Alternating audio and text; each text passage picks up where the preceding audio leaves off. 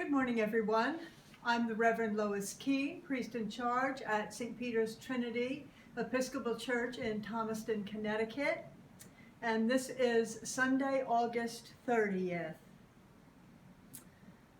I begin this sermon with a prayer of St. Macrina, the eldest of 9 children, among whom were her famous brothers, St. Gregory of Nyssa and St. Basil the Great, both of whom learned from their elder sister.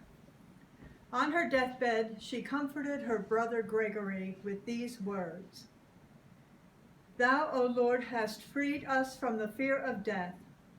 Thou hast made the end of this life the beginning to us of true life. Thou hast saved us from the curse and from sin, having become both for our sakes. Thou hast broken the heads of the dragon who had seized us with his jaws in the yawning gulf of disobedience. Thou hast shown us the way of resurrection, having broken the gates of hell and brought to naught him who had the power of death, the devil.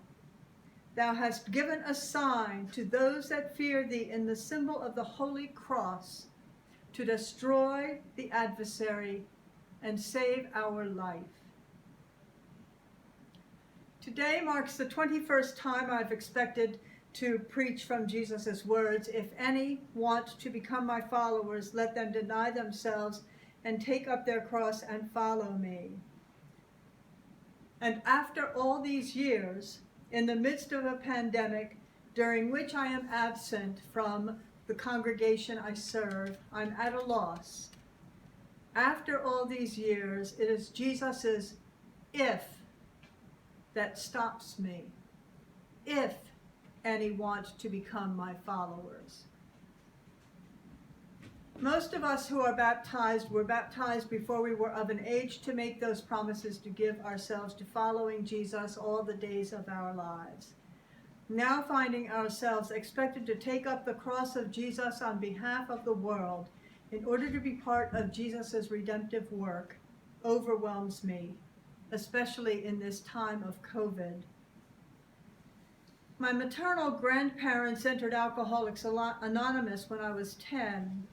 They lived with us in Basking Ridge, New Jersey, and when it was their time to host the meeting at our house, I'd sit at the top of the stairs and listen in to their conversations. By the time my parents joined AA, I was in college and old enough to go to meetings when my father or mother were the speakers. That was when I first heard the phrase, "This is my cross to bear." Alcoholism was a cross to bear. Spousal abuse was a cross to bear with which women in the women's meetings tried to bear. Mental illness was a cross to bear. One of my mother's friends was divorced by her abusive spouse because she was unable to stop drinking. I realized from my mother's conversations that she was committing slow suicide by alcohol. At long last, she succeeded. I still see her standing at her kitchen door, looking out of the window, holding a glass in her hand. That was the last time I saw her.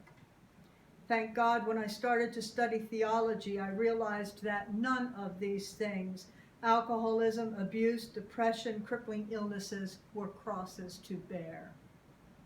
We had it the wrong way around. God doesn't give us a terrible cross to bear. We instead, through study and prayer, find our way to the cross, which we will choose of our own free will to bear. In 1999, I took up the cross of priestly ordination.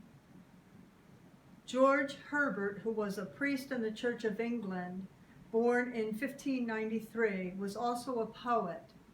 His poems sustained me. His one poem, "The Collar," is much marked up and annotated by me during my years in seminary. It begins, "I struck the board and cried, 'No more! I will abroad. What, shall I ever sigh and pine? My lines and life are free, free as the road, loose as the wind, as large as store. Shall I be still in suit?'" Herbert is chafing against being in suit to God, giving up freedoms and things to God. For 32 lines, Herbert raves and rages against having taken up this cross of the priestly collar. But then he writes, "As I raved and grew more fierce and wild, at every word, methoughts I heard one calling, 'Child,' and I replied, 'My Lord.'" His poem, The Cross, wanders around the highways and byways of agonies until at the last stanza he cries, "Oh, my dear Father, ease my smart. These contrarieties crush me, these cross actions do wind a rope about and cut my heart. And yet, since these thy contradictions are properly a cross felt by thy Son, with but 4 words, my words, thy will be done." Two of my favorite poems of Herbert are Praise 2, found at number 382 in the Episcopal Hymnal 1982, "King of Glory, King of Peace, I will love thee," and number 487, "Come my way, my truth, my life." But my most favorite is titled Love 3. "Love bade me welcome, yet my soul drew back, guilty of dust and sin.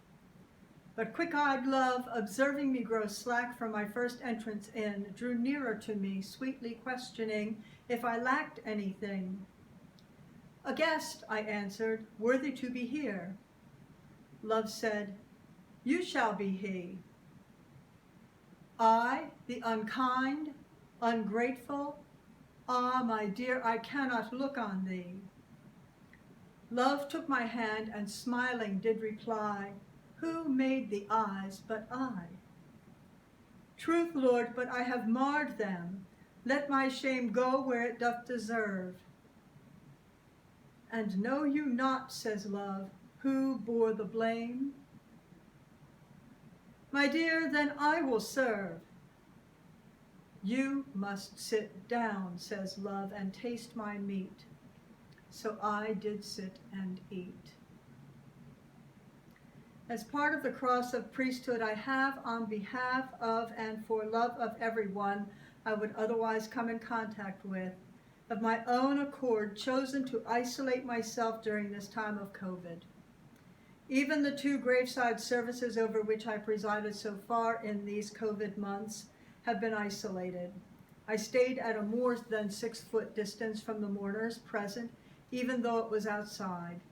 This is a cross I choose to take up.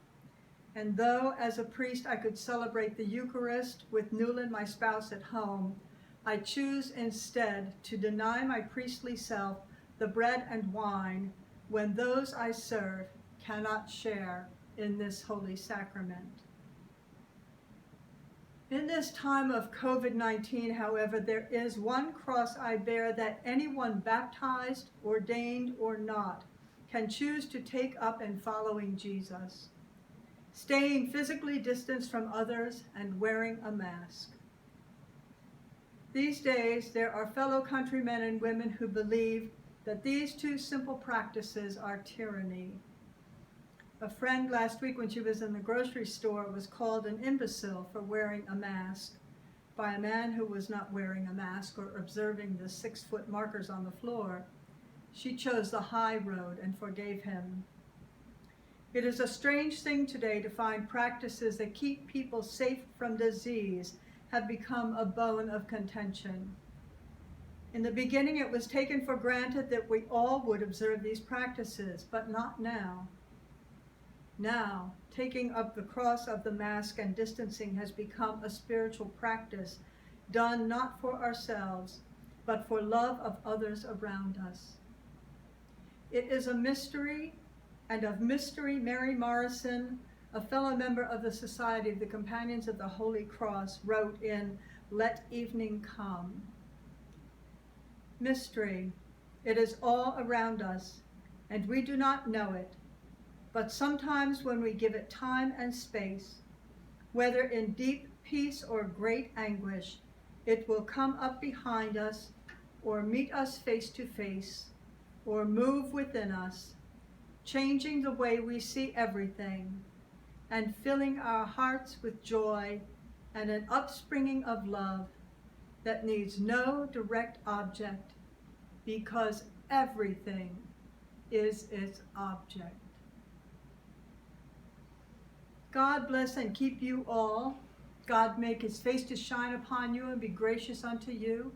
God lift up the light of his countenance upon you and give you his peace this day and always.